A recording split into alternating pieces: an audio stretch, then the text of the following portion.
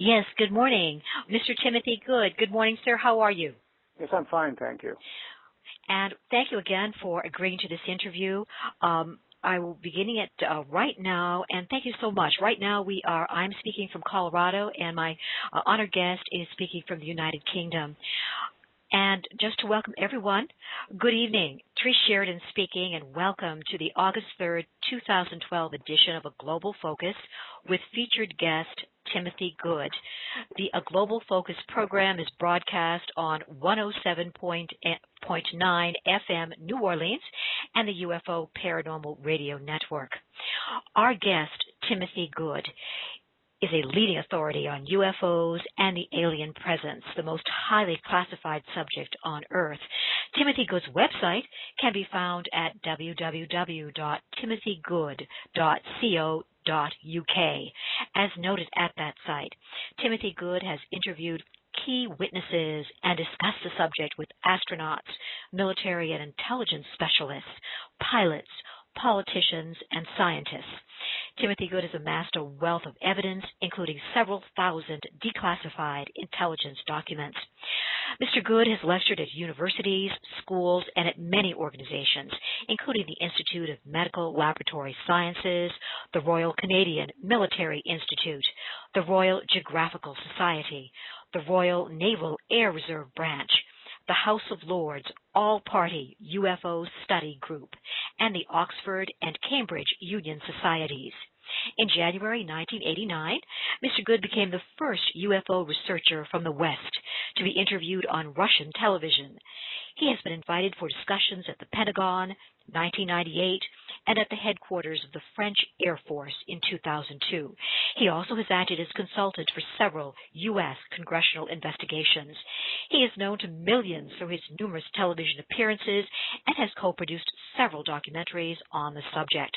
Timothy Good's first book, Above Top Secret, The Worldwide UFO Cover-Up, became an instant bestseller and is regarded widely as a definitive work on the subject, together with the fully revised and updated book replacing it, Beyond Top Secret, The Worldwide UFO Security Threat, which book remained for 5 weeks on the Sunday Times bestseller list. Alien Liaison, The Ultimate Secret, spent 13 weeks on the same bestseller list. Alien Base, Earth's Encounters with Extraterrestrials, went to number 4 on the Guardian bestseller list. His book, Unearthly Disclosure, Conflicting Interests in the Control of Extraterrestrial Intelligence, was serialized in the Daily Mail. 4 of Timothy Good's books have a foreword by Admiral of the Fleet, the Lord Hill Norton, former Chief of the Defense Staff and Chairman of the NATO Military Committee. Timothy Good's latest book is Need to Know, UFOs, the Military and Intelligence. Born in London, Timothy Good completed his formal education at the King's School, Canterbury. Mr. Timothy Good is a world-class violinist with numerous credentials and has performed with several of the world's leading orchestras and also musicians. Timothy, may I call you Timothy, sir? Whatever, that's fine. I appreciate that, and thank you so for joining us this evening from the United Kingdom. You know, sir, your informative, engaging books on UFOs and the ET presence provide powerful arguments and comprehensive details on the serious nature of the UFO and ET presence subjects. Now, sir, Timothy, I've noted that 4 of your books have been heartily endorsed by Lord Hill Norton, among several others. He has provided a preface for 4 of the books. Are Lord Hill Norton's views shared among many in upper echelons in the United Kingdom and elsewhere? Yes, I have indeed. And he was the most helpful to me. It's quite something for, former Chief of the Defense Staff to actually write a foreword that tends to support the idea that there are aliens coming to this planet. In fact, it's unique. I don't know of any other former Chief of Defense Staff in the United Kingdom who has done that. So that was a tremendous help, and all his forwards to my book were a great help. And you know, Timothy, I've noted that your books are filled with excellent sources, some of them really in the highest echelons of military intelligence and scientific domains. Also, I just wanted to briefly have you explain to the office how in 1955 your interest first became piqued on these subject matters. Your cousin had given you a book written by Major Donald Kehoe. Yes, that's right. It was Edmund C. Berkeley, who was he was like a second cousin to my mother's side of the family. And he was, in fact, the first in the world to produce a magazine on computers. And that was way back in the 1940s. So that was a magazine. It was Computers and Automation, I remember now. And he was over in England in 1955, and he knew of my passion for aviation and space travel. And I can remember one evening when he was visiting us that he said, "Timothy, you like airplanes and space travel. You need to know about flying saucers." So I said, "Oh, okay, what's that all about?" And he gave a short synopsis of the subject, and he said, "I'll send you a book." And the book he sent me came in the post. It was The Flying Saucers Are Real by Major Donald Kehoe, who was an aviation pioneer and among the first to write really good books about the subject based on his conversations with CIA, U.S. Air Force intelligence, Army Naval intelligence, and pilots, military and civilian, from all over the United States who were encountering these things. And he stressed that, and I've tended to stress those aspects in my own books, particularly above Top Secret and Beyond Top Secret and Need to Know, because whereas, pilots can be deceived, and they sometimes are by what they see in the sky, radar sets are very efficient. They are incredibly sophisticated and have been actually for several decades. And even if the pilots have been drinking, the radar sets have not. And the radar sets confirm these events because they're recorded by air traffic control officers. So the fact that literally thousands of military and civilian air pilots have reported these things for decades is, I think, very significant, and it's often ignored by the press, unfortunately. So that's what got me going. That's what impressed me immediately from the outset. And again, your work is outstanding. To me, it really it memorializes these important accounts and events, both for our generation and future generations. Also, Timothy, you note that the highest intelligence sources consider the UFO and ET subjects very important. Yeah. As you note in your latest book, Need to Know, a former CIA Deputy Director of Operations, he is named in the book, confirmed to your agent, sir, in, I believe, 1986, your agent being Andrew Lowney, that, quote, UFOs are the most sensitive subject in the intelligence community, end quote. That's a strong statement. Yes, it is, and that is absolutely factual, and it's been confirmed for me in no uncertain terms, actually stronger than that, by people from various governments, that it is the most important problem facing mankind on this planet. Hence, you're not going to get anybody coming out with an admission as to exactly what is going on, because it's far too disturbing. It's much better from their point of view just to let the public remain in ignorance. They can start saying, "Oh, of course we know there are UFOs and some are unexplained," but they've been saying that for 60 years.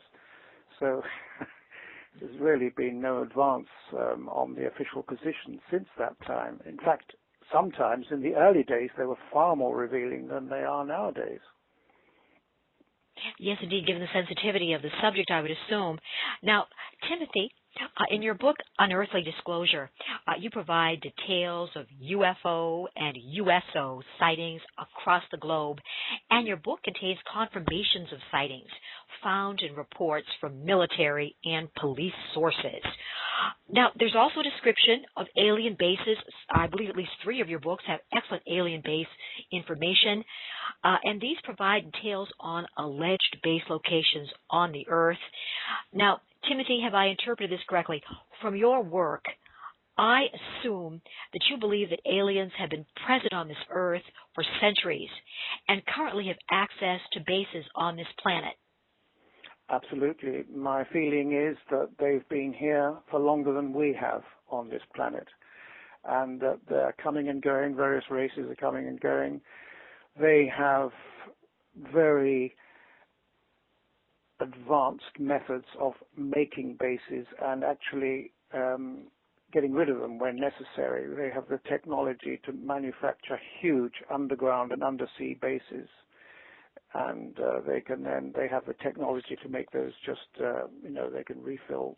They don't do any digging or refilling or anything. It's all done in probably a few minutes with the kind of technology they have to expand or contract matter, for example. So this has been going on for a very, very long time. You're probably familiar with some of the famous biblical quotes which go back to Genesis. And then there's Elijah being taken up into a flying chariot, and many others in the New Testament. I think it's very interesting that Jesus was taken up into the heavens by what were described as real men, two men, if you remember that occasion when he ascended into heaven. Yes. And whereas the Bible, the actual description of the word, I mean, a lot of the Bible was written in Aramaic. It's referred to as the resurrection. In fact, in Aramaic, the word that they use in Aramaic for that event is resuscitation, which I think you'll agree is somewhat puts a different perspective on the picture. He was taken up bodily into something or other. There's no question of that in my mind. And his abilities, his phenomenal telepathic abilities, his ability to make himself invisible, to walk on water, to heal people, and so on and so on. I think it's quite clear that he was a very advanced being from elsewhere. And it's been going on much longer. If you look at the Hindu Vedas, or the Rig Veda hymns, sacred hymns, these were published like up to 1715 or 1700 before Christ. And they were written in Sanskrit, and some of the translations are quite specific about there being spaceships driven by people from other worlds. Yes. And you can read some of those. There's not that many references to them, but it's quite clear in the references I've read in those extraordinary chronicles. So there's nothing new about what's going on, really. I think it's always been going on. Also, do you I noticed in some of your media interviews your reference for the term progenitors for some of these aliens, also the full spectrum aspect of many different aliens visiting or interacting here, and with all different agendas. Yes, absolutely. And this has been going on for a very long time, as I mentioned earlier. And according to my information from really reliable sources who've had close-on contact with some of these beings, at any rate, over the years, we were genetically upgraded at the period of primitive man. And as to why that was done at that time, I don't know. Maybe they wanted us as slaves or whatever, but they are responsible for our genetic upgrading, and we have alien blood in our veins. And indeed, it's quite obvious because many of them, never mind the little grey guys with the bug eyes and so forth, and there are many other different types of aliens, but many aliens are very similar to human beings. There's no question about that. And they're certainly, many of them, much more highly advanced by tens of thousands of years, I would say. And they live a great deal longer than we do, up to 400 years is what I have been told. And they say that we will do all these things eventually. That we have that in store for us. For those of us who want to live that long, that is.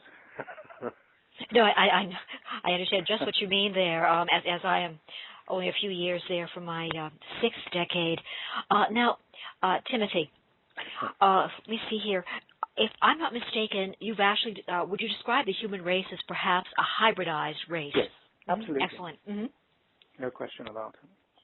And also, back to the bases, and well, there's so much material here to question you on. The accounts are so informative, and there were so many revelations that I learned from reading your books. You mentioned an excellent researcher, I hope I'm correctly pronouncing his name, Rubens Villa. I don't know how to pronounce it exactly, but I think it's just Vilea or like that. I think it's Vilea. Rubens Vilea. Dr. Rubens Vilea, yeah. Thank you. He's an extraordinary man. He gave me a great deal of help, particularly in my book, Unearthly Disclosure.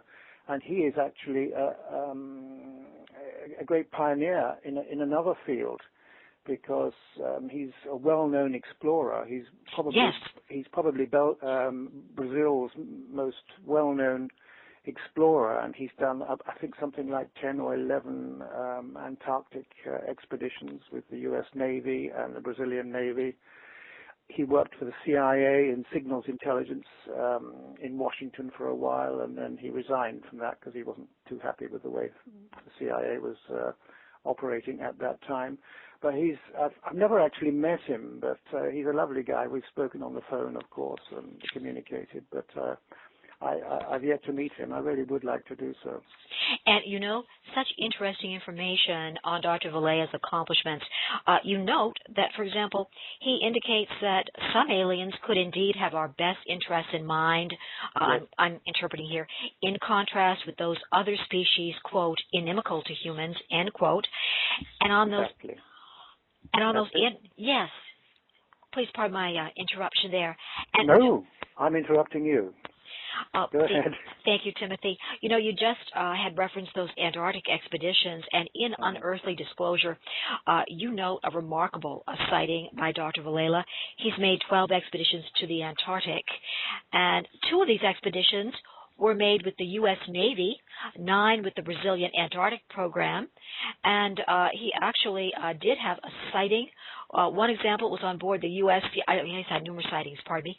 One was on board the U.S. Navy icebreaker vessel, the Glacier, a remarkable sighting occurring in the Admiralty Bay region. And lastly, and now I'll let you go on because the audience wants to hear you, sir, Dr. Villela has interesting information on the aspect of underground alien bases. Yes. You mentioned that in 1978 he mentioned to you in 1978 of a past request by aliens regarding the preparation of a base under a mountain in the, I'm going to pronounce it Minas Gerais, Minasgerais state for craft purposes and obtaining minerals. Wow, that's interesting.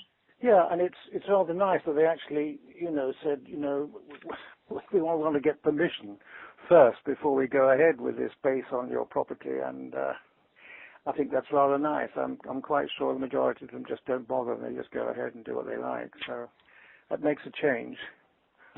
Yes, it does. And too, what's interesting, I know at least in Unearthly Disclosure, and I think elsewhere in your work, you mentioned that the alien use of some of their technology, I'm assuming here with USOs, unidentified submersible objects under the ocean, that there might be a possible impact on global tectonic plates and also on the warming, one of the factors for warming of the Earth's oceans. Any new information? That's correct. Mm-hmm. This came to me from a well-known aerospace journalist based in Washington, D.C., who's very, very highly respected in his field, and he has a background in Army intelligence and so forth, and I've known him for several decades. And he has given me a great deal of information over the years, bit by bit, and I published a lot of that, first of all, in Unearthly Disclosure, and he was told that they are indeed, their ships, that the activities of their craft under the oceans were contributing to a warming of the waters. I think it was put something like that, or a heating of the waters.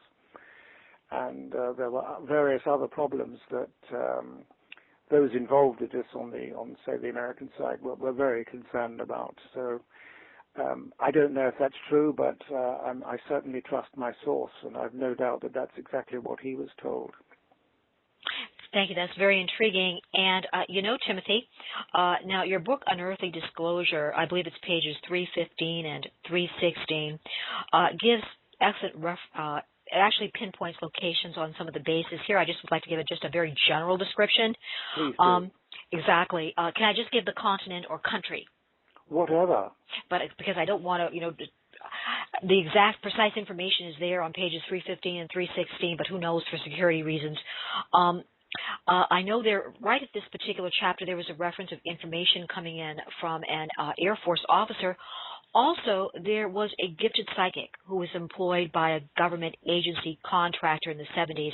Should I give his name or not? It is in your book. And Sure, thank please. you, Mr. Patrick Price. Oh, yes. He was, I think he was used by the CIA when they were involved in remote viewing, as it was called, and there were various other people, and he was one of the pioneers of remote viewing, and he was able to remotely view a base in Australia, which interestingly was in the very same location as the Australian base Right. location that was given to me by my Washington source. So I thought that was quite significant. Indeed it would be. And also here, with the same descriptions, you note the information per the reports of a certain captain, a retired United States Army officer involved in then classified remote viewing programs for the Defense Intelligence Agency, the CIA, and the Army's Intelligence and Security Command. And that individual's name is mentioned in the book. But just to give some information here, and if I correctly here have remembered it, some of the very general descriptions of the actually, I shouldn't say general descriptions of the bases because you're very precise about the descriptions. But here I want to be general just in this podcast. And so I'm omitting the details from your book here. Just generally, bases in Australia, the Pyrenees, Zimbabwe, Alaska, and also, sir, in other material media, you mentioned possible bases in the Amazon. Yes, absolutely. And absolutely. And the the Amazon, Pacific. South America is a hot spot. Mm-hmm. The Pacific Ocean, there are several bases. There's one up to the west coast of Hawaii, a very, very, very large base. I don't know whether it's still there. And there's also one in the the deepest part of the Pacific Ocean, which is the Marianas? the Mariana Trench, which is about 11,500 meters deep, the ocean at that stage. And this guy from Venezuela, I think he was taken to that base on at least one occasion, and there are others who claim to have been taken to the same base as well. Yes, indeed. And that was Enrique Castillo Rincon. I don't have the book in front of me, but I remember his name at least. And I found him very trustworthy. I never met him, actually, but we communicated via a Spanish interpreter and so forth. So I got on very well with him. A very decent man. Thank you. And Timothy, that account in the book Unearthly Disclosure is fascinating. If I remember it correctly, Enrique Castillo Rincon, was an engineer with the Costa Rican Institute of Electricity, or ICE. He was in 1963, I think it was, when he and his colleagues saw this craft come over quite low, and they were physically affected quite seriously about it for a number of days, as I recall. And that was his first encounter. I think it was 1963 when Kennedy came to visit Costa Rica. Yes, sir. And you mentioned, too, at the time that there had been a volcanic eruption, and they were doing some work around that site and had seen these unidentified objects near the volcanic crater. Yeah. Also, so interesting details on your various contactee cases. Much for consideration here.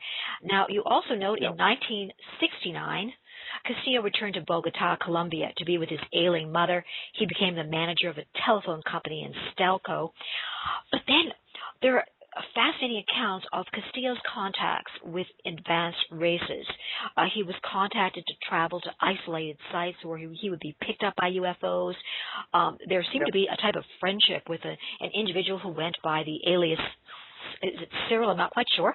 And he actually... Yes, Cyril, yes. Who posed as a Swiss businessman selling all sorts of toiletry requisites and things. Yes. I remember how it started. And Enrique fell for the ruse, and of course he didn't know anything really much about the subject at that time. And as far as he knew, he was just a very nice, polite Swiss businessman, and he took him to a football club. I remember one event, and this alien was none too impressed by the violence of the going on the football pitch. Well, too, as well, further really interesting details are the fact he met at least two different types of beings, and he traveled at one point, that is Mr. Castillo, Yes. to the high Andes for instructional seminars and also to a subterranean base in the Mariana Trench. Very, very interesting indeed. That education process up in the Andes Mountains. Sometimes I found that very, very, very interesting. I think there were several hundred, weren't there, of people who had been selected and for training to prepare for events on this earth in future. As well, Timothy, you include other excellent contactee cases. For example, your Alfred Berthoud case. Oh, yes. That World War II veteran, his sightings at Aldershot, Hampshire. And, yes. sir, Right near the headquarters of the British Army. Wow. It was about two o'clock in the morning, and he was fishing in the canal there. I think the Aldershot Canal. Right, the Basingstoke Canal. Basingstoke Canal. Thank you very much for correcting me. I do appreciate that. I'm most impressed by your ability to absorb and remember all these facts. But anyway, this craft actually landed on the embankment of the canal, and being got out and said, "Would you like to come with us?" and so forth. And they took him on board, and he was put in front of some kind of screen, as I recollect, and they said, "Sorry, mate, you're too old and too infirm for our purpose." I think he was 78 years old at the time, and anyway, I met him. He was a lovely guy. He was absolutely on the level, no question about it. He never changed the story till the day he died. And that was very intriguing. Something too that I found very moving was just the fact that he was, in the account includes the detail that he was instructed to come and stand under the amber light before being taken out. Thank you for reminding me. Yeah. That's come and stand under the amber light. That really, to me, is just very evocative.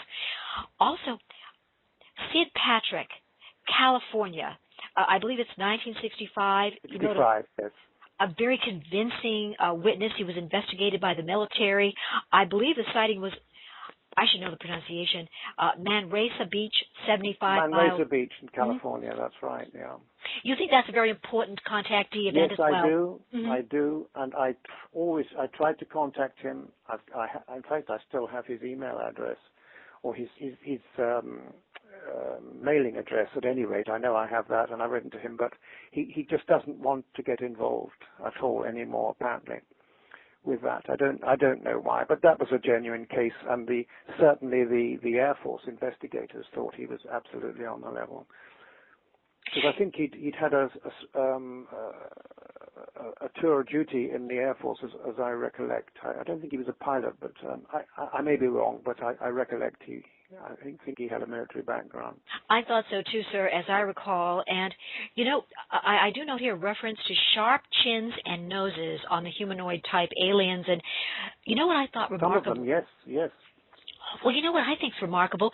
I'm drawing a possible parallel or just a similarity in appearance with some drawings you provided in Unearthly Disclosure of a creature encountered by Julio Fernandez in Spain. Yes, in Sevilla, Spain, that's right. That's absolutely another genuine case. And these were very, very tall beings, extraordinary looking, with pointed noses and very pointed chins. And a lot of research was done into that case by medical research. And I think one lady came up with the opinion that a sort of protruding chin is a kind of indication of advancement in the human race. I don't know if that's true, but that's at any rate what people who studied these things have stated. And I found that a compelling case.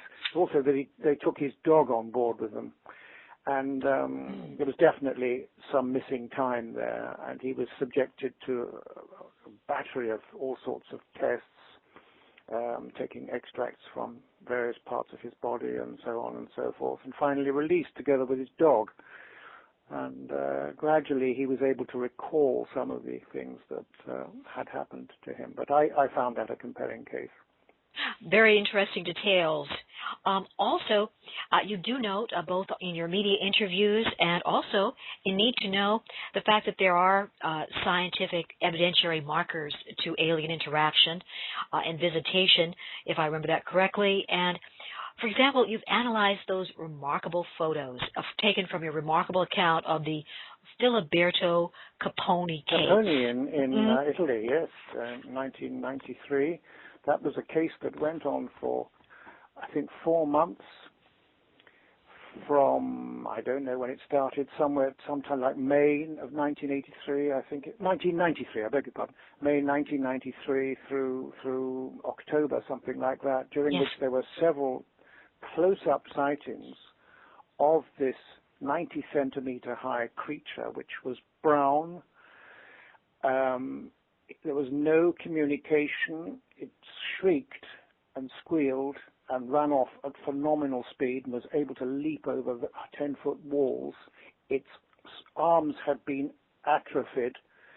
The legs were very powerful, but the whole creature, from the color photographs, which I reproduced, at least in the original versions of that book, I think, unfortunately, the new editions of that book are not in color, which is a great shame, but it looks as if that creature was burnt somehow, whether in some kind of accident, I don't know, but it was completely harmless. There was no communication.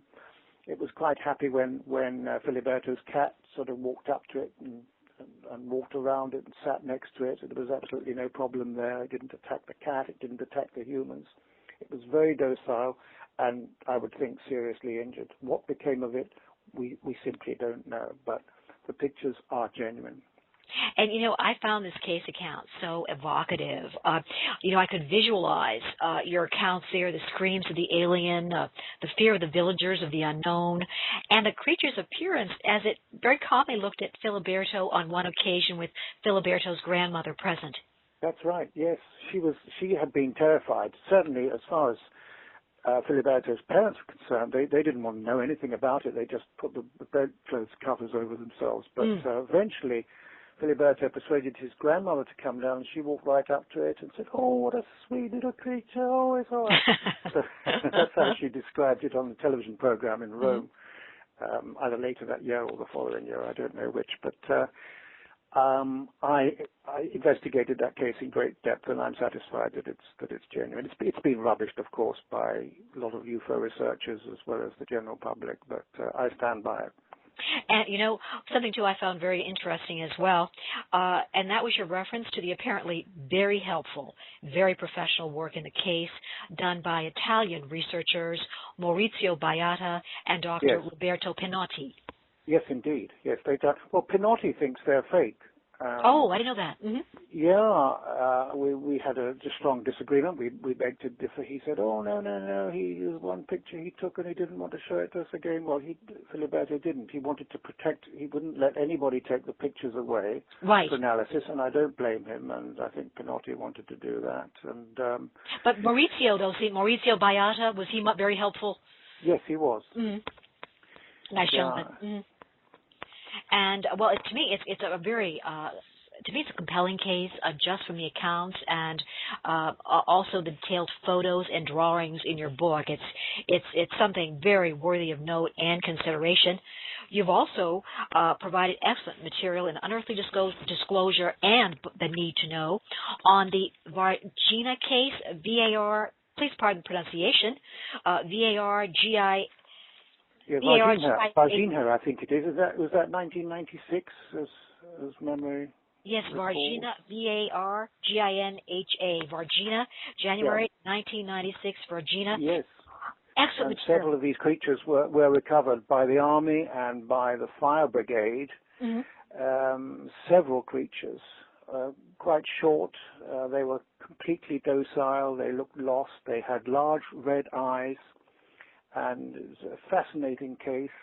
It sort of led to a great deal of information And again, this was another type of creature, but there were quite a few of these creatures, and they were captured by the military. And some of them, at least, we know at least one of them was operated on by a formerly well-known German doctor whose name eludes me right at the moment, but he was very well known in his time. And sir, in the Timothy, in your Need to Know book, yes, I believe the operations, details of the operations, precise operation that was performed, and how the creature reacted and communicated and everything. It's absolutely fascinating. That information from Dr. Roger, I've forgotten his second name for the moment, but Lear? Anyway, Roger Leir. Yes. Mm-hmm. L-E-I-R, that's right. Yeah, he's a nice man, and of yes. course he's a podiatrist, as you call them in the States. Yes. And, he actually interviewed the surgeon who had performed the operation. Yes, that transcript is very fascinating, isn't yes. it? And Roger was very kind to let me use all that transcript, which is absolutely fascinating. It is, and now back to Unearthly Disclosure. The transcript is in your latest Need to Know. Excellent work. Also back to Unearthly Disclosure, you noted that there were high-level military present. For example, only one of the events listed, there were several in your book, at the Hospital Humanitas. One of the dead creatures was examined by at least 15 doctors. Yes. Military policemen and firemen were present, and you do give the names of some of the military personnel, including a lieutenant colonel. Yeah, it is there somewhere, I think. Yes, and it's. But interestingly, the official explanation by him was that they were actually just dwarfs, and one was an expectant dwarf. Yes.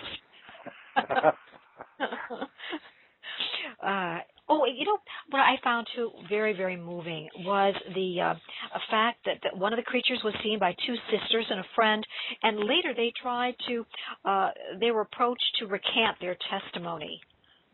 Yes, that's true. I can't remember the details of that, but this is common in many of these cases I've come across, unfortunately. Two sisters, Lillian and Valkyria, first names. Mm-hmm. Right. Boy, that's intriguing. And now, Timothy, if we could turn now, because I don't want to miss this. I was really flabbergasted by this. Your excellent work on the Aztec case, the fact that the craft was retrieved in almost, I would say pristine, but close to complete whole form, and yes. the importance of this Aztec case, 1948. March 1948. It's the best case from that period. Absolutely, unquestionably, the craft was in immaculate condition, apart from a hole in one of the cabin windows where it had been shot at. I'm quite convinced of that, because the Americans were happily shooting down several of these craft. And the one that was in Aztec was about 100 feet in diameter. Mm.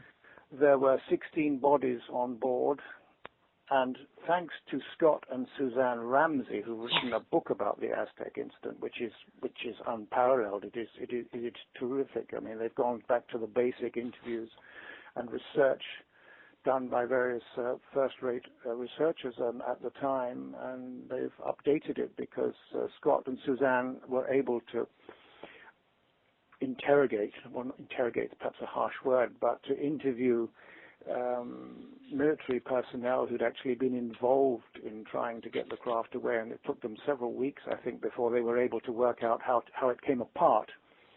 And it came apart in various pieces, and they were then able to load it onto a truck, and that was taken to some Air Force base somewhere. But this went on for weeks, the investigations into the craft and everything, and that, to me, is one of the most convincing. And that book is absolutely a need to get. It's a great book. Yes, it is, and the details, too, and Need to Know are fascinating. I had visited that area with the research about 2 years ago. I wish we had the details. I wish I'd read your book before this, because I have your 3 books within the last 2 weeks, and I was absolutely floored by their comprehensive and very informative nature, also very engaging read. Aztec, the fact, too, I guess it was in the Aztec area. Am I correct here, too, that it was also near the craft was near the Mesa, sort of a Mesa Plateau in Farmington, yes. Farmington, the nearby yes. town? Yes, Farmington wasn't that far away. I've actually been to the site thanks to Scott and Suzanne, who took me out there with Stan Friedman and a lot of other people during the Aztec UFO conference. That was about, I don't know, 5 years ago, I guess. It was the last time I was there. And that was fascinating. I would recommend your book to all the researchers. The Aztec details are fascinating, and you've also received information as to the fact, the number of aliens that had died. Was it sort of a at some point there was an opening in the craft, and they died from They all died because they couldn't cope with oxygen. Mm. And it was assumed that they breathed a mixture of nitrogen and, I think it was nitrogen and helium. I'm not sure, just off the top of my head, something like that. But oxygen is obviously clearly no good for them at all, and that's what wiped them out. And, sir, am I correct that you think that there is a possibility that this craft might have been intentionally shot down Yes. using perhaps anti-aircraft? Americans were shooting at them from the late, before even 1947. And I was surprised by this when I first heard about it, but Andy Kistner, who's a former state representative for Las Cruces, New Mexico, is a great researcher. He's done a lot of work on those cases of aircraft shooting, U.S. aircraft, U.S. Army Air Forces, and later the U.S. Air Force, and other Navy and Army planes shooting these things out of the sky. And the question arises: well, surely our conventional cannon shells aren't going to affect them. Well, they certainly could at that time. Yes. The point is that they can handle anything electronic coming toward them. This is what Andy told me. Guided missiles, for example, but anything that is just basic cannon shells, they couldn't at that time, at any rate, protect themselves from. Thus, quite a lot of them were shot down. And this led to a conflict situation, which is going on to this day. And that is another thing. There's no way governments can come up with that. There is a conflict situation, and there are the good guys and the bad guys, and some of the bad guys are involved in a very advanced, apparently, hybridization program. And the more advanced beings are enlisting our help, which is why we have been given advanced technology. We now have advanced spacecraft derived from alien technology, and have had for quite some time, not just in your country, but in mine, more in America, I would say, than anywhere else, and several other countries, because they need our help in countering an alien threat from certain species, the ones that are involved in the hybridization program. That information I found so very intriguing. Also, your revelations from a friend of yours, a woman, a lady who bravely served in the MI6. Yes. She was mentioning that she thought the Americans particularly had contact with the one group since 1960s, or with one of the groups. It was a group from the 1960s. Something like that, yes, indeed, and that they were in contact with one planet in particular, and we had received a great deal of help from them. And she's sadly passed away now. I can give her name, and I shall be naming her in my next book. And what limited details of her operations in MI6 she was involved with, which I mean, she would barely discuss the subject. But her name was Pamela Hanford. Lovely lady, and she met Neil Armstrong. Yes. And she spoke to him. She overheard a conversation when she was attending a conference, a NASA conference in Italy, and she overheard Armstrong revealing to an American professor who was also at the conference that there had actually been spacecraft there on the moon when we landed, and they were very put out by this.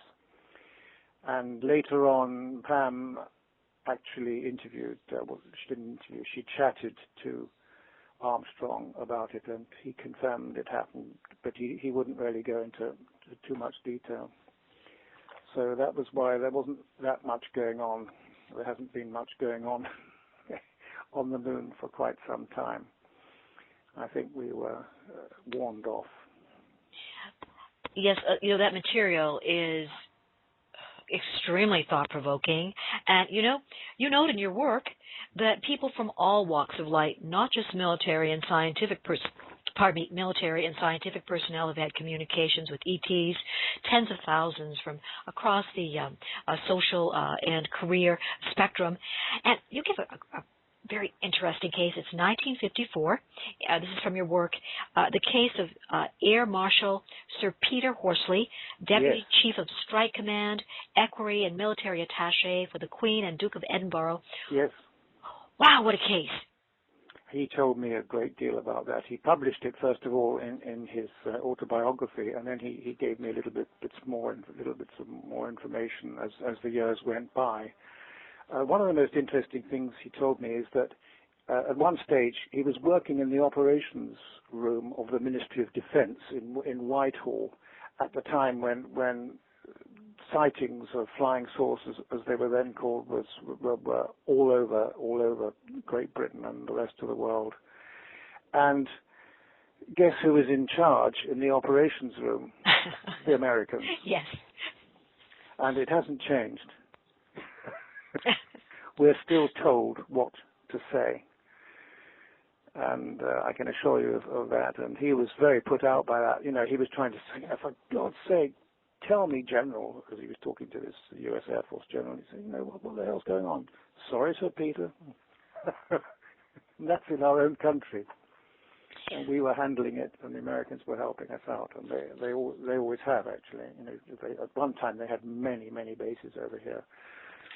Not so many these days. But the most interesting thing was that a British Army general arranged a meeting for Sir Peter Horsley with an actual alien, and this took place in Chelsea, a nice part of London, in a very nice apartment, and there was a lady there present with this gentleman, and possibly someone else, I'm not sure. But Sir Peter was very put out by this because it was quite obvious. There was this immaculately dressed, nice suit guy who looked perfectly normal, except for the fact that he could read Sir Peter's mind. And he gave a great deal of information about the future of mankind and how we developed and advanced exponentially over the years, and so on and so forth. And Sir Peter was just worried that it was obvious this guy was reading his mind, and that really put him out seriously. So that was just an extremely interesting case.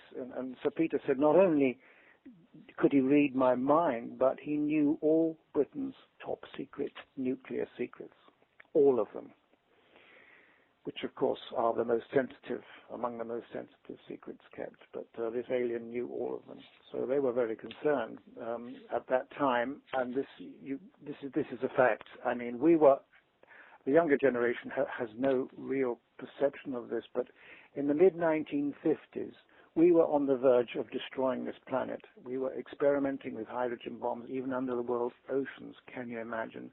Yes. They were talking of exploding one in space on the moon, and we came very close on a number of occasions to a nuclear exchange with the former Soviet Union. There is no question about that. And these aliens were all over the place, buzzing all over. They arranged meetings with leaders, including Eisenhower had 3 meetings that I'm aware of with aliens. 2 of them were at Holloman Air Force Base, and there was another one at Edwards Air Force Base. And I've written a lot about this new information, which to be published in my new book, if I can get a publisher. I've been writing it for a couple of years at least, and there's not a great deal of interest at the moment, but I keep plodding on, and we'll see what will happen. But that's some very important information came out from those cases. I was helped very much by Art Campbell, an American researcher who very generously gave me of his time and his research material. Yes. So, sorry, go ahead. Please pardon me. Timothy, you have reported this matter from a global perspective as well. Oh, yes. And I wanted to note here some of the interesting information regarding the Soviet Union and its interest, of course, now, Russia. Now, in 1988, Good was invited to the Soviet Union, and you spoke on TV in a live broadcast from St. Petersburg. Also, you note that in 1977, now this is from an interview, that then President Yuri Andropov established a 10 to 12-year top secret program. Correct. 4 million soldiers on the Yep. then Soviet Union territory attempting or being instructed to observe UFOs. Give details. Yes. Mm-hmm. Yes, it was codenamed Institute 33. Mm-hmm. And it lasted 10 years, as you say, and there were, as you say, several thousand soldiers involved throughout all territories of the former Soviet Union. And of course, the Russians were taking it seriously. Most of the time, we were collaborating with the Russians. Actually, Americans and Russians were collaborating on the problem because it was seen as a global problem, not just one affecting, not just affecting the USSR more than the USA, for example, or vice versa. So there was collaboration, and in 1997, President Gorbachev, he stated this twice, by the way. People have said, oh, he's just joking. He said that during our discussions there was a conference in, I think it was 1985, Reagan and Gorbachev agreed that this was a very serious subject, and in the event of Earth being invaded, the Soviets would join forces with the Americans, and this was agreed between them. And about 3 years ago, Gorbachev repeated that very seriously on a live television program, and I happened to see that, a recording of it. So it's all taken very seriously, and the head of the former, he was president for a short time, Yuri Andropov, but notorious as a former head of the KGB, he was the one that instigated Institute 33. So, you know, a lot of countries are deeply involved, and there's collaboration with many. Some get more collaboration than others, that's for sure. Well, you know, Timothy, you have so many excellent accounts in your work. One particular account that I found very moving and very, very positive in its implications was the event, it's, I believe, page 290 in Need to Know. It regarded a September 1974 NATO incident. Russia apparently had been observing NATO maneuvers, and let me see, where was this? It was off, I had it noted here too. Well, it was an unknown craft during a NATO exercise, concluding exercises at Murmansk, September 1974. A huge object appeared flying low on the water with a dome on the top. Now, the Russians observed these maneuvers, and you know that they sent 2 Russian jets in support of the U.S. Navy jets sent out in response to seeing this huge craft low in the water. Yes, I believe that. What page is that? Just remind me. Page it's the only reference I'm making in this interview, but I need to be. What page? Need to Know, page 290. Which 90? How much 90? Sorry, page say again. 290. 290, right. As described under the sub-rubric, an international incident. And the Canadian... I have it in front of me, yes. That is very interesting. And Royal Canadian Navy destroyer... destroyers were there. Yes. At the scene, yes. Extraordinary. So to me, that would give a further backup to the fact that the Russians are very interested as well, and could help, perhaps might help with this, just as you've noted. Also, page 354, I think it is, Russian former Chief of Staff for Air Defense, General Igor Maltsev, disclosed in 1966 to well-known journalist, very famous here, George Knapp, that the Russian forces had a standing order not to fire on UFOs due to the possible UFO major retaliation capability. Yes. That's page 354. And, of course, also your book contains excellent references to sightings by cosmonauts in both Above Top Secret and Need to Know. Really major. Something here that would, let's see, Cosmonaut Reports, September 28th, 1990, page 360. of Need to Know. Two Russian cosmonauts on the Mir station, Gennady M. Monakov and Gennady M. Strekalov, interviewed on Mir from Earth by journalist Leonid Lazarevich. Yeah, I saw this huge globe, didn't I, as Yes. I recall. Huge, giant globe. And lastly, this is probably the last comment on the Russians, and again, the details are tremendous here. You note on Soviet Navy intelligence in 1977, Dr. Vladimir Azhaska, he was then serving as a Soviet submarine officer with his specialty hydroacoustics, was requested by Soviet Vice Admiral Ivanov, head of Soviet naval intelligence, to research, quote, hydrospheric aspects of the UFO issue, end quote. Boy, that's a powerful statement. Yeah. There was a lot going on. The Russian Navy were chasing these things, and there was one occasion when one came up from beneath the ice, broke the ice, and came up and then flew off from there. I recall that case as one of that same came from that same Soviet source. Well, you know, your global accounts there run the full spectrum, and they include, and this will be of particular interest to many of our listeners who are American veterans, sightings in Vietnam. Yes. Gosh, I've forgotten about that. There was an unidentified submergible object, I think, seen by Yes. A naval officer who's became a friend of mine. I've not communicated with him for a very long time, but they certainly noticed this craft under the water and was taken very seriously. And what usually happens in not just the United States Navy but in other countries as well is that there's an entry made in the log, but the log books are either wiped or confiscated, or suddenly they're lost because it's not the done thing. You get into real trouble if the log book is maintained and kept and studied. So everything is covered up. Indeed, and I note as well, and this is probably off on another tangent,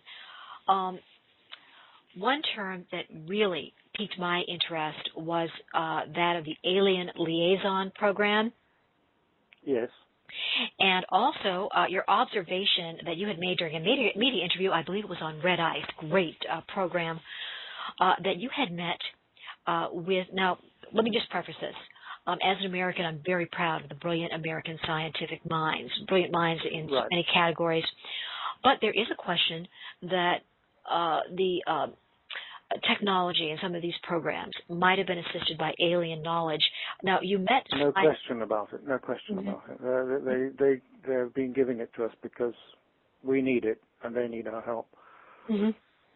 And now you had mentioned that you had met scientist Hermann Oberth, one of the many Operation Paperclip scientists in Germany. I did. Yes. Many years ago, more years than I care to remember. I think 1971. Thank you very much. Yes, it was. And I went to his home and we had coffee and cakes and stuff. And his wife was very nice. And he wasn't very talkative, but a very nice man. I think he was half Romanian, actually. And I remember asking him, I said, do you think aliens have bases on this planet? And he said, perhaps. And he just looked away. He didn't want to get involved in that anymore. But, that was very interesting. And I took him to the concert later on that evening. And quite a character. In fact, he's been instrumental in investigating some of the early contactees. I'm going to have a remarkable case, very detailed in my new book about a contactee, a lot of whose experiences were witnessed by others. Many contacts over the years in California, other parts of the world, and he was actually invited. The aliens gave him the wherewithal, money, tickets, everything, to go to Germany to meet Oberth and von Braun and people like that, and to pass them our technology. And that was way back in the mid to late 50s. So I find that very interesting, and I find the same pattern that technology has been revealed to us for quite some time, because we need it and they up there need our help, apparently. As an aside, you do reference, I believe, at least two places in your work that the Earth's resources and our water are very valuable items to the aliens. Mm-hmm. Sure. Also, now this was from that Red Ice interview. I thought that was fascinating. You noted that Wernher von Braun, about 1959, had been noted as saying that we, I guess I would assume people on Earth, find ourselves faced by powers which we had hitherto had assumed. Correct. And that we're engaging in closer contact with those powers. Yes, that exactly, and they did engage in Oberth, and von Braun had communications with them on several occasions. That was all confirmed. And, Timothy, I don't want to take advantage of your very cordial and good nature by overextending the interview, but I just have a few more questions. I'll tell you, the work is so excellent, so many details. I note that your book, Need to Know, is dedicated to Major L. Gordon Cooper, and you've done some excellent research on Mr. Cooper, including something that I found really fascinating. July 1978, that meeting, it was a preliminary meeting of the United Nations, but it was held in Miami, I believe, in Florida. Yes, correct. Right, with then Secretary General Kurt Waldheim and others present, astronauts, pilots, Dr. Alan Hynek. Yep. Wow, that was a major meeting. Yes. And so Cooper, you know that he was a very strong advocate for the realities of ETs and the presence of their disks. Absolutely, no question. And furthermore, he had a sighting himself, which I described in Above Top Secret. Yes. Close-up sighting in his home in Florida, and there were marks left, and so on and so forth. And a lot of other, he had a lot of other experiences, including, when he was a U.S. Air Force pilot based in U.S. Air Force Germany, NATO forces. They were shooting at these things. They were chasing them every day in the 50s.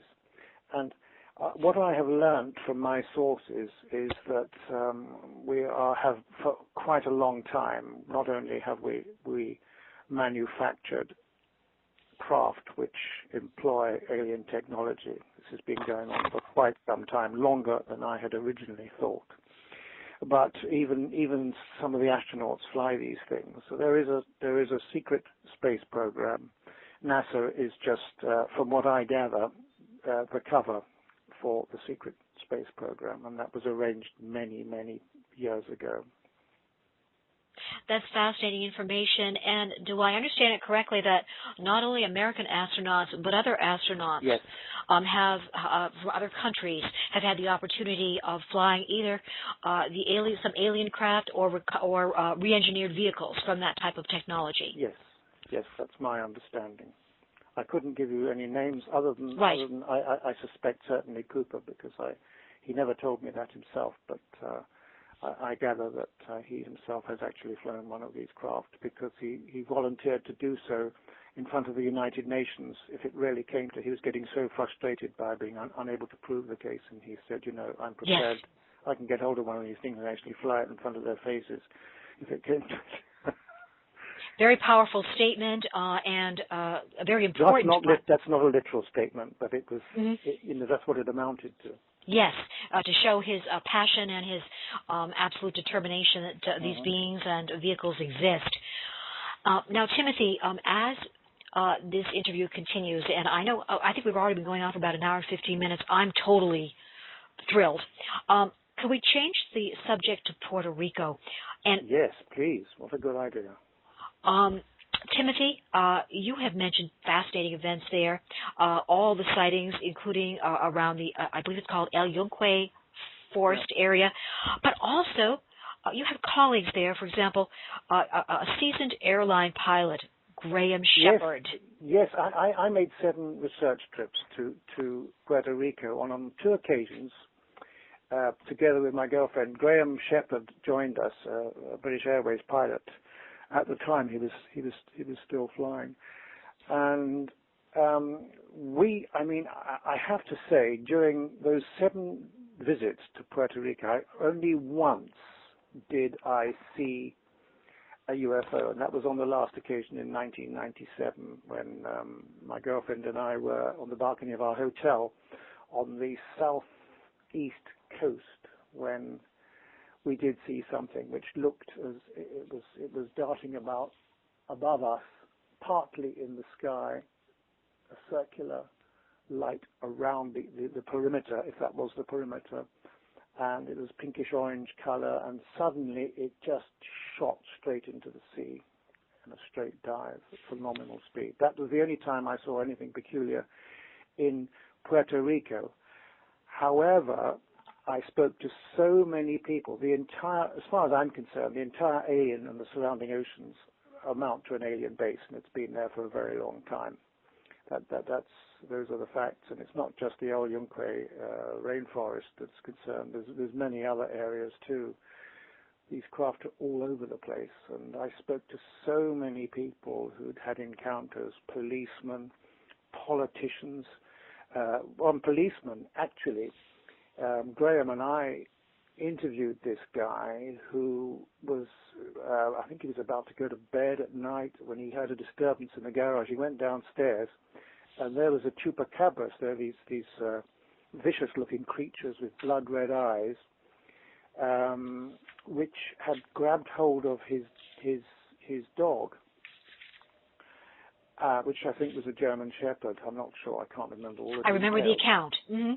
But the dog was really in the grips of this ghastly creature, and this police sergeant pulled out his Magnum gun using what we call dum-dum bullets. You call them. I think, I'm sorry, I can't remember them. There is an American expression for these special bullets. But he shot him at point blank range, and it struck the creature, and it was thrown back by the force of the bullet against his police car, and there was blood, and it then shot off through the garage door and shot off trailing blood, and blood samples were taken by the police later on, and they were analyzed in Mexico, I'm told. Jorge Martin, the principal investigator at that time in Puerto Rico, told me that. And we interviewed this police officer, and I can tell you, when he was describing that, literally the hairs on his forearms stood up, because it was still such a shocking experience for him. The dog eventually had to be put down, sadly. But those creatures, they're nothing more than bloodsuckers. Whether they're artificial or not, I don't know, but they collect blood from animals, apparently. God knows what they do with it, but they need blood from animals, apparently. Very disturbing, very provocative. Wild stuff. It's wild stuff, isn't it? It is, and you know what I thought was wild as well, but fascinating, were the details of your colleague Graham Shepherd's possible displacement while flying. Now, let me see here. Oh, heavens, here it is. I think it's 1993. He was in a Cessna Light aircraft. Yes. That seasoned pilot, Graham Shepherd, was flying over the Arecibo radio telescope and then flying west to Mayagüez. After flying over Arecibo, apparently he found himself at the south coast near the Aerostat site. He found himself in a forbidden fly zone. Yes, absolutely. In a split second. He was transferred that quickly, and it was very, very, very disturbing. You can imagine for a pilot, first experience or any experience, something like that, because you can get points docked off your license for flying in a no-fly zone, like where the balloon was. The special balloon, Aerostat balloon, was moored there. And Graham found that really disturbing, but he put it all together in that chapter, as you know, and put a very, very well informed piece together for the book, which I was delighted with. And Graham and I'm not a qualified pilot, but I've flown with a lot of pilots, and I flew with Graham quite a lot, and we did that trip twice, and of course nothing happened. But we were just trying to see if we could duplicate that error or whatever it was, that shift in space-time. And we were unable to do so. Well, the information itself is absolutely fascinating. Your other Puerto Rican accounts as well, both in Unearthly Disclosure, and Above Top Secret. Above Top Secret, I forget the page reference, but I know in the material it includes the fact that many witnesses in Puerto Rico saw two different events where a huge craft was seen absorbing smaller craft. Yes, in fact, that was in I think possibly one of the later books, like Alien Base or something, might have been. But I spoke to two groups of people. One was a family, a large family. The other was just a group of people. I can't remember whether they were from different families, but they had watched on two separate occasions when one of these giant triangle crafts, which at that time were relatively rare compared to the number of sightings of them now, which are very common, as you know, throughout the United States and throughout the United Kingdom and, in fact, many, many other countries. And these two giant craft, they dwarfed the F-14 Tomcat U.S. Navy planes which had come to look for them and presumably attack them or whatever, and they were actually absorbed into the triangular craft. Another wild story, but those people were honest the way they described it to me. Truly remarkable. And let me see here. There's so much information. We probably only, though, have about, I say, 5 to 7 minutes left. And I don't want to. You've been so generous. Let me see here. Well, I would like to turn to a case, but I just probably want to spend a couple of minutes on it, or a minute or two, and that was the case of Kelly Cahill. I believe that. Oh, yes.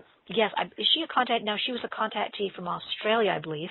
She was in Australia, and it was a very disturbing case. I can't actually, you can perhaps enlighten me as to all the details, but I know that I think she and her husband were driving, and something happened, and they stopped, and other people were on the road as well, and yes, there's a description of a craft and everything beside the road at some point. I can't remember all the details, to be frank, at this moment, but I did talk to her on the telephone, and I did communicate with her by email, I think, and she seemed a decent, honest lady.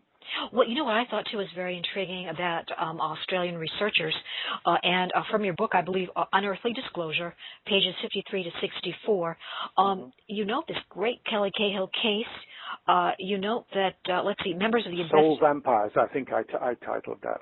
I believe you did.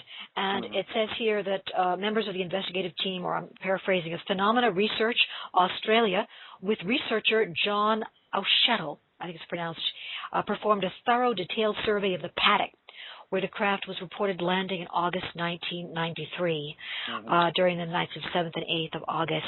A number of anomalies found, and also, now pages 64, 66, I believe this is the next reference.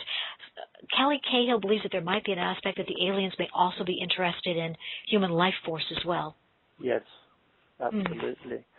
In fact, well, regarding the abductions, which of course feature in the hybridization process, I think there's different types of abductions, but I have hypothesized based on one experience I had. I have had what is called night paralysis on many, many, many occasions. I haven't had it for years now. Perhaps I'm getting past it, as they say, but depending on the requirements of the aliens. But that was very disturbing, and on one occasion, we don't have time to tell the whole story now, but it will be in my new book. But I put forward the hypothesis that, in my opinion, this was something that happened during a period of 10 minutes. Suddenly, I found myself outdoors on a country lane. It was dark. I could see the sky. I managed to sort of push myself up on with my elbows, and there in the sky was a triangle, very dark triangle, like it was glued in the sky with white lights along each apex of, not the apex, each side of the triangle, and suddenly I felt myself being pulled up into it, and I swore, I think, as I remember, and so on, and struggled. And the next thing I knew, I was in my bedroom. Now, I actually knew exactly what time I'd fallen asleep, and I knew what time I'd woken up because I'd been reading, and 10 minutes had elapsed. Whatever had happened within 10 minutes. Was I actually taken physically? I doubt it. I think it's quite possible, and in a way this is more disturbing. I think it was an abduction in the astral body. I do not know that to be the case, but I think it was, the more I think about it. And this could be an explanation for some, at least, of the abductions. Obviously, they can take physical bodies well and however they please, but if it does involve the astral body, then it is slightly disturbing if they're interfering with people via that method. I think you'll agree. I think that's quite sinister. I definitely would agree with that. And Timothy, as well, I think I'd like to note here the fact that I've had fellow researchers tell me, too, that an important aspect as well is for the individual experiencing the anomaly to remain sort of strong in his own intellectual and character assertion when faced with these events. It sounds to me as though you face these anomalous events with great composure and strength. Up to a point, but I can tell you when that vibration in the solar plexus, which I think accompanies many of these events, certainly in my case, I've experienced it in the solar plexus. Now, you probably may be aware, but as far as the more advanced yogis are concerned, the solar plexus they refer to it as the midbrain. Yes. And I think that's very, very important. It lays open all sorts of possibilities. But at any rate, I think I have fought it off on many occasions. I have resisted and sworn at them to go away, but using considerably stronger language, I can assure you. And I think I have succeeded, but who knows? Well, and my comment to that as well, Timothy, would be, there are such researchers as Anne Druffel, who yes. Also would very strongly, I believe, agree that Anne Druffel would definitely agree that the power of the human assertion is very important. Yep. Others also find the name of Christ. Yes. Very helpful in asserting strength and in helping to gain composure. But it's a multi-aspectual phenomena. And I know at ICAR, they're doing excellent research on the various aspects of abduction, how people can best cope with abductions, and also just anomalous experiences. And, just lest I forget, Timothy, your work is so all-inclusive. I just wanted to note, too, something that immediately popped out to me. That was your case. It's page 394 on Above Top Secret. It was. I don't have that in front of me, but you can tell me. Page 394, the UFO chase in D.C., July 26th, 2002. Two F-16s scrambled from Andrews. That was how many years? 50 years after the previous event, I think, wasn't it? Scrambled. Sightings in July 1952. Right, that tremendous wave. And the fact, too, that it was scrambled from Andrews by NORAD to investigate this radar track near D.C. in 2002. Yeah. July. Wow. Yeah. This is just letting us know. That's a very good point. And Timothy, I have so appreciated this interview. Would you please be a soon return guest? And I thank you again for your time and your just outstanding work in this field. I'd welcome the opportunity. Thank you very much. And also, I wanted to just again remind our researchers that your excellent work can be accessed at www.timothygood.co.uk. There you'll have the titles of all his excellent books. Again, superb reading, superb research. Can I mention, can I interrupt you? Please.